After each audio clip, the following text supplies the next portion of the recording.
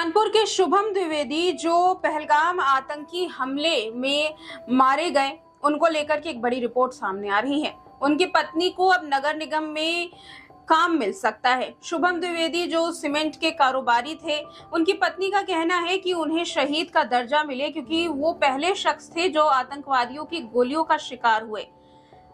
उनकी पत्नी कहती हैं कि उन्होंने गर्व से कहा कि वो हिंदू हैं और अपनी जान को बलिदान कर दिया देशवासियों के लिए।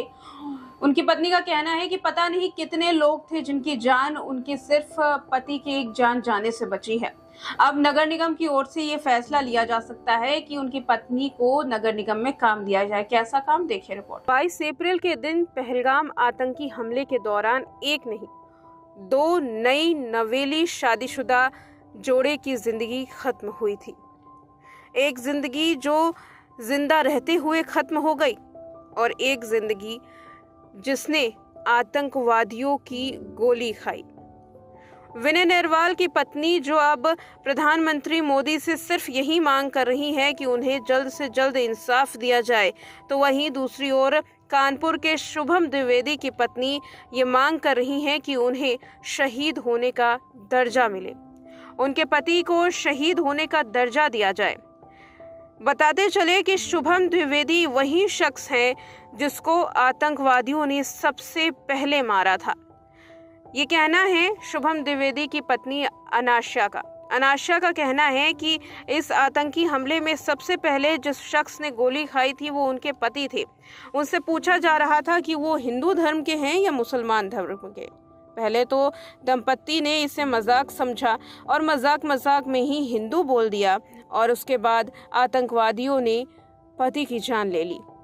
अब इस पूरे मामले में जहां नगर निगम ने ये फैसला लिया है कि कानपुर के श्याम नगर के चौराहे पार्क और सड़क का नाम शुभम के नाम पर होगा, तो वहीं दूसरी ओर आपको बताते चले पत्नी के लिए भी एक बड़ा फैसला लिया गया है।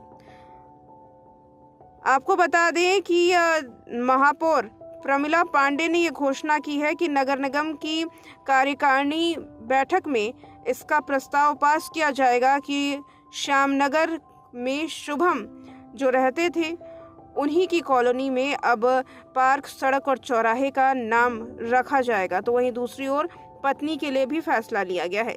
शुभम की पत्नी को नगर निगम में आउटसोर्सिंग पर नौकरी देने का प्रस्ताव भी है, यानी कि नगर निगम में अब शुभम की पत्नी को नौकरी मिल सकती है।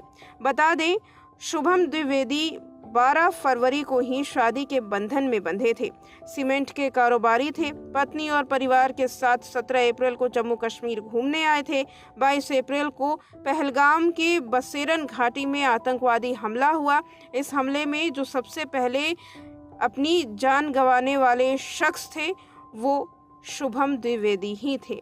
ये दावा है उनकी पत्नी अनाशा का। अनाशा का कहना है कि उन्होंने गर्व से अपना धर्म हिंदू बताया और गर्व से उनकी जान चली गई। शुभम द्विवेदी जो कि इन दिनों खूब वायरल हो रही हैं, उनकी पत्नी की जो तस्वीरें खूब वायरल हो रही है, जहां आखिरी बार अपने पति के होने की अनुभूति के लिए उन्होंने अपने पति के शर्ट को पहना था और वो वायरल वीडियो, वो तस्वीरें बेहद भयंकर हैं उस परिवार के लिए जो इस घटना में अपनों को खो चुका है।